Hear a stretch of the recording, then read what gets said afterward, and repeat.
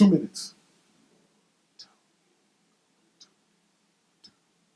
You're wasting time. 2 minutes.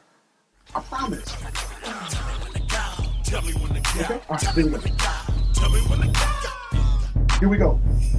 Here's what I believe is happening. Watch this. Listen to it. What I believe is happening is this. I believe that the text has us where the text wants us to be.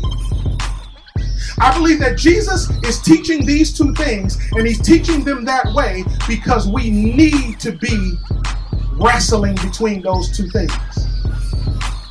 In other words, watch this now. Number one, every right action is going to challenge our character. Meaning this, I can do the right thing, but there is a tendency for us to do the right thing for the wrong reason. And so just because somebody does the right thing doesn't mean that their motives are pure. And so we have the ability to do the right thing for the wrong reason. So every good action will challenge our character. Number two, looking good and being good are often indistinguishable by men.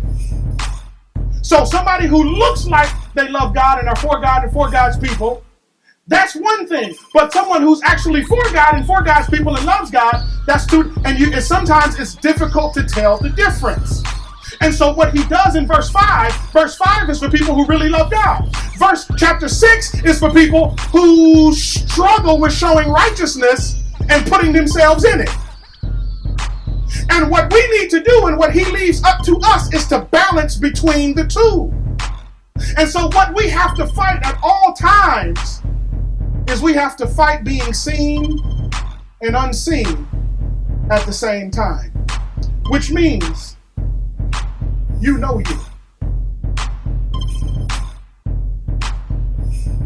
And if you have a propensity to desire the praise of people,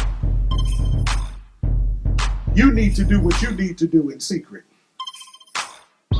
And if all you want is God to be glorified, and you don't care who gets the credit, then listen, be the light of the world.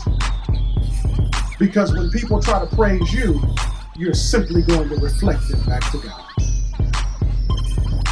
You know who you are. Father, we thank you for all that we have seen and heard this day.